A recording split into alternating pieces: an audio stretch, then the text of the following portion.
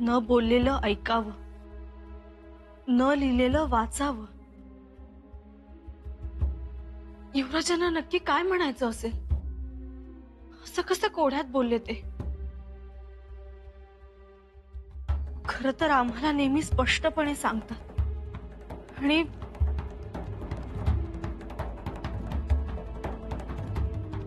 न बोललेलं ऐकावं, न लिहिलेलं वाचावं.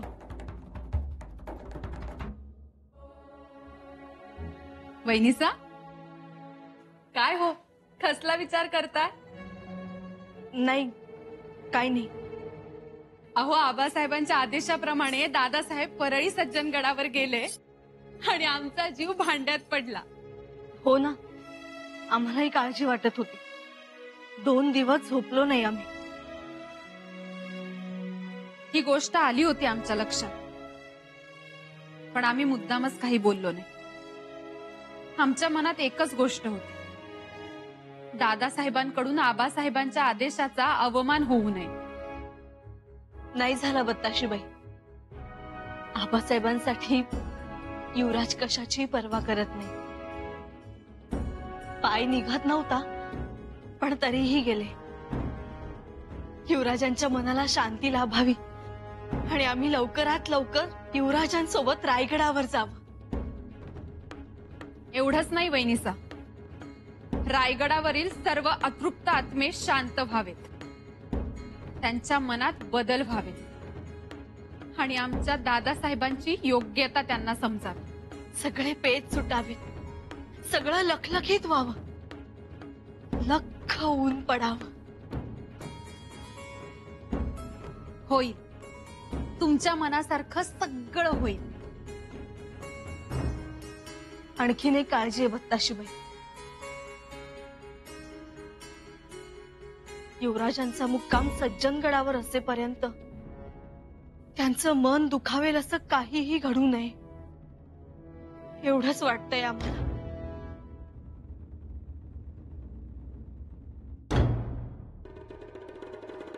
एकदाचं जाणं झालं सज्जनगडाकडे. बरेच झाले, जरुरीचेच होते ते. महाराजांनी हे चांगले केले. चांगलेच केले, आनंद वाटला. आता असेही वाटते की युवराजांमध्ये चांगलाच बदल घडेल. हो, ती शक्तीच मोठी, अधिकार मोठा. तिथे सदाचाराचा अखंड धबधबा कोसळत असतो. तिथे रघुवीराचा जय जयकार निनादत असतो. खरेच हो. तिथे शब्दांना अंकुर फुटतात, कोंब फुटतात आणि मग तेच शब्द लोकांसमोर श्लोक म्हणून येतात. अगदी खरे पंत. केवळ आणि केवळ सुखाचा गलबलात सज्जनगडावर. हे लाखातलं एक बोलला. अहो पंत, माझे तर हेच म्हणणे आहे की कसंही असले तरी आपले युवराज आहेत ते. समर्थांचा हा सहवास त्यांना लाभावात आणि आपल्याबद्दलची सद्बुद्धीही त्यांना प्राप्त व्हावी. मलाही तेच वाटते. कारण समर्थांची भेट घेणं म्हणजे भाग्याचं लक्षण. म्हणजे समजून जा. आपल्या मनासी रोधावे, परांतर शोधावे, क्षणाक्षणा सांभाळावे, बदलेल म्हणून.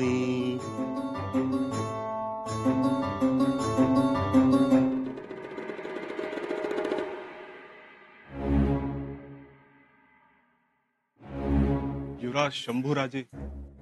खार बाबा आलास? ये. माताजी, युवराज शंभूराजे. युवराज नाही आहेत. काय काम आहे तुझं? कशाला आलायस? खान साहब ने भेजा है हमें. खान साहब मजी दिलेर खान ना? जी जी, दिलेर खान साहब, उन्होंने भेजा है मुझे.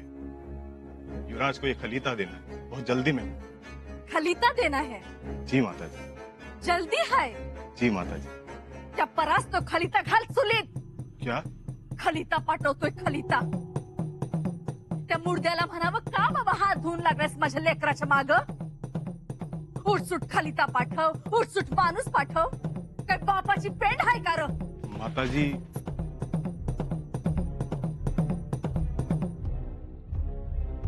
तुझ्या किरडीचा मोडला बांबू सारखं सारखं माझ्या लेकराला फितवताय. अरे सोन्यासारखं पोर आहे माझं, पण नाही नाही ते बोलायला लागली माणसं तुमच्यामुळं. देवाला तोरण पाठवताय. अरे कुठं तुझ्या खानाची ओळख झाली रे देवाशी? लेकीच्या बारशाला भी नजरानं पाठवला समजेन जादूगर. नाही धड आणि तपकीर वड. आता जातोयस का सडकून काढू धारास्त्या, काय झालं?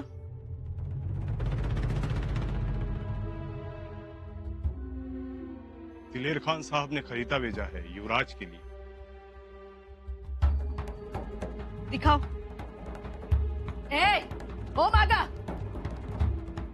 इकडा.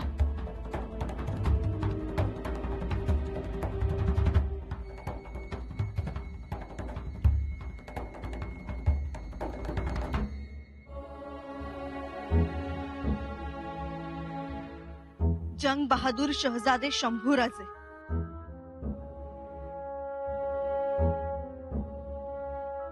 शंभूराजे, आपका खलीता मिला. बड़ी खुशी हुई.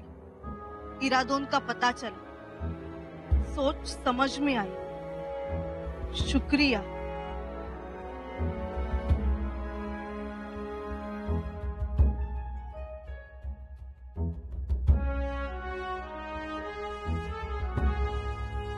शंभूराजे, इरादा तो बुलंद है आपका, लेकिन मंजिल की राह हमारे शामियाने से होकर गुजरती है. आइए तशरीफ लाइए. रूबरू होकर ही अंजाम के बारे में सोचा जा सकता है.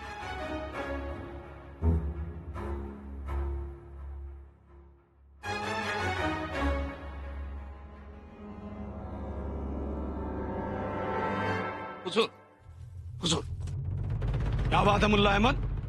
हुजूर, हम बेकार में इंतजार कर रहे हैं. हमारा इंतजार फिजूल है, फिजूल है. क्या क्या कहा तुमने? सच कह रहा हूं. खामोश. मुल्ला अहमद, तुम सिर्फ तलवार चलाना जानते हो, दिमाग लड़ाना तुम्हारे बस की बात नहीं. कसूर माफी हुजूर, लेकिन ये बात सच है. मुल्ला, तुम 2 कदम सिर्फ देख सकते हो, लेकिन हम 10 कोस दूर का देख सकते हैं. हुजूर, शंभू राजे परली के किले तक पहुंच गए हैं. सज्जनगढ़. क्या? परली का किला, जिसे सज्जनगढ़ भी कहा जाता है, वहां तक पहुंच गए हैं शंभू राजे. हुजूर, शुंगारपुर से लेकर सज्जनगढ़ की दूरी तय कर चुके हैं शंभू राजे. सज्जनगढ़? जी हुजूर. हाँ, वो सातारा के पास है. वो रामदास स्वामी उधर ही रहते. वहां क्या शंभू राजा संन्यास लेने गया है? कुछ कहा नहीं जाता. हुजूर, मैं एक बात जानता हूं. अगर शंभू राजे को यहाँ आना होता तो वो सज्जनगढ़ क्यों जाते, और वो भी सिर्फ 200 सैनिक लेकर. हाँ, और वैसे भी अगर आपके पास आना होता तो वो सारी फौज, घोड़दड़, पायदड़ सब लेके आते थे ना, है कि नहीं? और उसकी बीवी, उसकी शहजादी? उन दोनों को उसने शुंगारपुर ही छोड़ा है. खबर एकदम पक्की है मुल्ला. एकदम पक्की, यकीनन. मुल्ला अहमद, यही तो हमारी जीत है. वो पहले रायगढ़ से दूर हुआ है, अपनों से दूर हुआ है, अपने परिवार से दूर हुआ है, और अब अपनी बीवी और अपनी औलाद से दूर हुआ है. क्या समझे? और अब वो सज्जनगढ़ आया है, मतलब हमारे और करीब आया है. और फिर सज्जनगढ़ यहां से है ही कितनी दूर? मुल्ला, शराब जितनी पुरानी हो, नशा उतना ही चढ़ता है, और दुश्मन जितना शातिर हो, उसको जीतने में उतना ही मजा आता है. हम कुछ समझे नहीं. मुल्ला अहमद, शंभू राजे बेचारा अंदर से टूट गया है. रायगढ़ से शिंगारपुर, शिंगारपुर से सज्जनगढ़. मुल्ला अहमद, जब झरना अपनी हद तोड़ता है तो नदी बन जाता है, और जब नदी हद तोड़ती है तो प्रलय आता है. अब वो वक्त आ गया है. हमें स्वराज्य का सर्वनाश दिखाई देता है. अगर शंभू राज्य टूट गया तो वहां स्वराज्य खुद बहुत टूट चुका होगा, और स्वराज्य टूट गया तो स्वराज्य में अंधेरा ही अंधेरा होगा. और मुगल सल्तनत का चमकता आफताब आज आसमान पे चमकेगा जिसे सारी दुनिया देखेगी।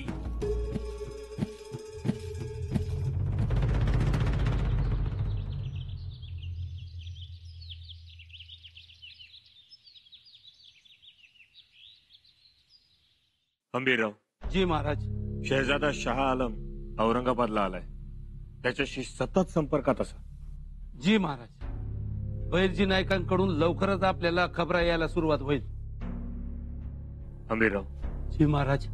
आपण जर शहजाद्याला फेतवू शकलो तर औरंगजेबाला एक मोठा शह बसेल। शहजाद्याला दक्षिणेचा बादशाह बनवू असा आमिष दाखवून बघू। जी महाराज। आणि तेही जर महाराज, शृंगारपुराहून कवी कलेश आले। शृंगारपूर? जी। बोलवा त्याला। जी महाराज।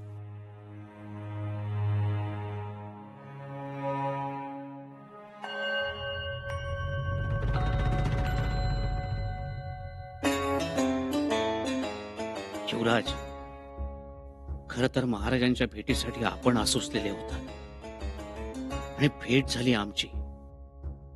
महाराजांचं दर्शन आमच्या नशिबात होतं आणि आपण मात्र, हे महाकाली, बारशास अगत्याने यायचे योजिले होते, परंतु धोधो पडणारा पाऊस, नदीवरचे वाहून गेलेले साकव आणि आमच्या अंगात भरलेला ज्वर, त्यामुळे आम्ही शृंगारपुरास येऊ शकत नाही।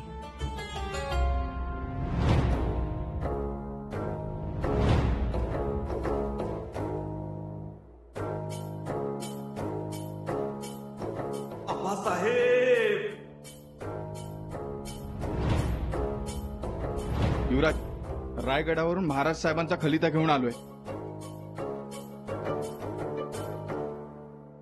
बघितलं कविराज? जी।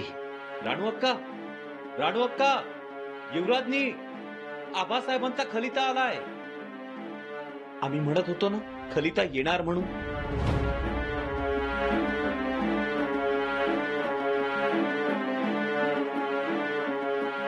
कविराज, बोलावं, आपण महाराजांना काही सांगायला आला आहात। जी महाराज, युवराजांनी आमच्यावर 4000 अश्वदळ स्वराज्यात सामील करण्याची जबाबदारी सोपवली होती। आम्ही अश्वदळ स्वराज्यात रुजू केलंय। हे खूपच मोठं काम केलं। शंभूराजे आहेत कुठे?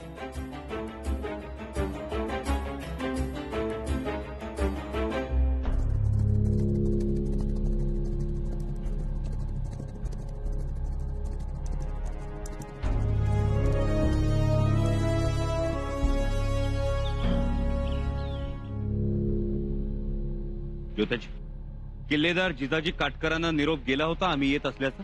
निरोप तर दिला होता, मग स्वागताला कसं कोणीच सामोरं आलं नाही? मला बी तेच कोडं पडलं होतं। स्वागतासाठी सामोरं यायला पाहिजे होतं। स्वराज्याचे युवराज होता ना। काहीतरी गपलत झाली असेल। तुझा आणि बघून ये आणि जिजाजी काटकरांना घेऊन ये।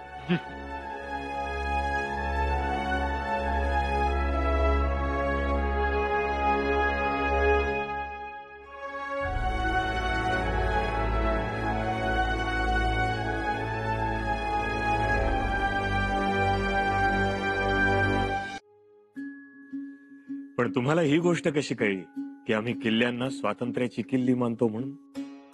महाराज, आपण किल्ल्यांना स्वातंत्र्याच्या सुखाची गुरुकिल्ली मानता म्हणून तर मोक्याच्या ठिकाणी किल्ले उभे केलेत। सुरुवातीच्या काळात आपली सगळी प्रजाच हेर होती। लोकच आपल्याला खबरा द्यायचे, प्रसंगी धान्य द्यायचे, आपल्या मावळ्यांना आश्रय द्यायचे। आपला स्वराज्य लढा आपण रयतेच्या मनात प्रथम रुजवलात, उभा राहिला। बरोबर ना महाराज? महाराज, आपले पिता श्री शहाजी महाराज साहेब स्वराज्यात जेव्हा आपल्याला भेटायला आले तेव्हा आपण अनवाणी पायानं त्यांना सामोरे गेलात भेटायला, त्यांच्या पालखीला खांदा दिला। हा, हे खरंय, महाराजांनी दिला होता खांदा पालखीला। पण कविराज, आपणाला हे सर्व कसे माहिती? महाराज, आपली अशी धारणा आहे, ज्याचा दर्या त्याचं वैभव. आपल्या आरमाराला दर्या भवानी म्हणतात. आपण स्वराज्यात पहिल्यांदा अष्टप्रधान मंडळ स्थापन केलं, योग्य अधिकाऱ्यांची नेमणूक केली, वंश परंपरा मोडून काढली. अहो, म्हणून तर गुणी लोकांची कदर झाली. बरोबर आहे महाराज, आपण मराठी माणसांची मनं बदलली, मजकूर मायने बदलले. पूर्वी पत्रात मशहुरुल अना किंवा मग अजारक खाने खुदाय वन असे शब्द होते. आपण हे शब्द हद्दपार केले आणि त्याऐवजी राजमान्य, राजश्री, तीर्थरूप, तीर्थस्वरूप, साष्टांग दंडवत, साष्टांग प्रणिपात असे शब्द व्यवहारात आणले. एवढंच नाही महाराज, रायगडाच्या पायथ्याशी खेडेबाऱ्यास आपली शेती होती. केळीच्या बागेला, आंब्याच्या बागेला आपण स्वतः पाणी देत होता, स्वतः मोठ चालवीत होता. कलश, आम्ही शेती तर अगदी आतापर्यंत करत होतो. पर काय व कलश, एवढं बारकावं तुम्हाच नाही कसं ठावं व? महाराज, आपली प्रत्येक गोष्ट, आपला प्रत्येक पैलू आम्हाला माहिती आहे, तो केवळ युवराजांमुळे.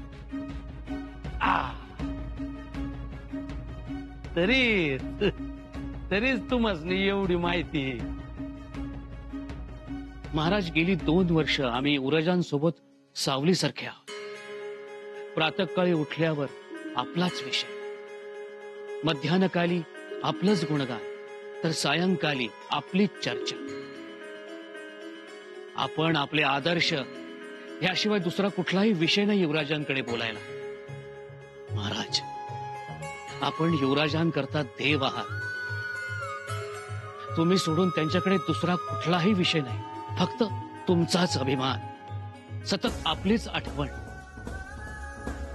खर तर महाराज, आपणास भेटण्यासाठी युवराज उतावीळ झाले होते, पण आम्हाला ठाऊक आहे युवराजांना नाही करमणार आमच्याशिवाय, आम्हाला देखील नाही करमत त्यांच्याशिवाय. कधी एकदा ते कडकडून भेटतो आहोत युवराजांना, असं झालंय. चला, शंभूराजांचा अश्वदळ बघूया.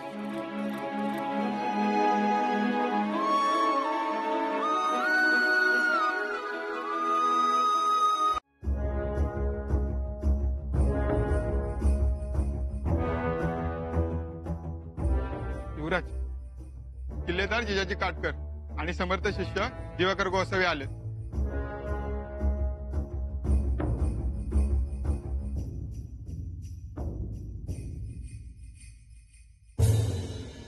जय जय रघुवीर समर्थ.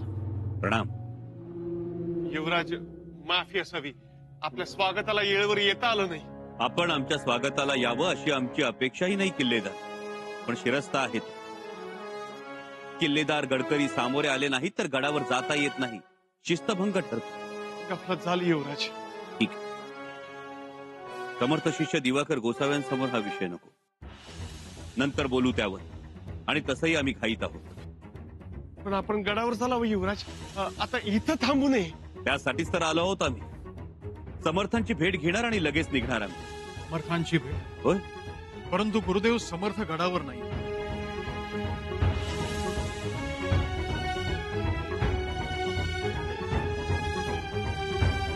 समर्थ गडावर नाही? नाही, आज भल्या पहाटे अंगापूर गावी गेले. तेथून मसूरला जाऊन पुढे नियोजित कार्यक्रमास जाणार आहे.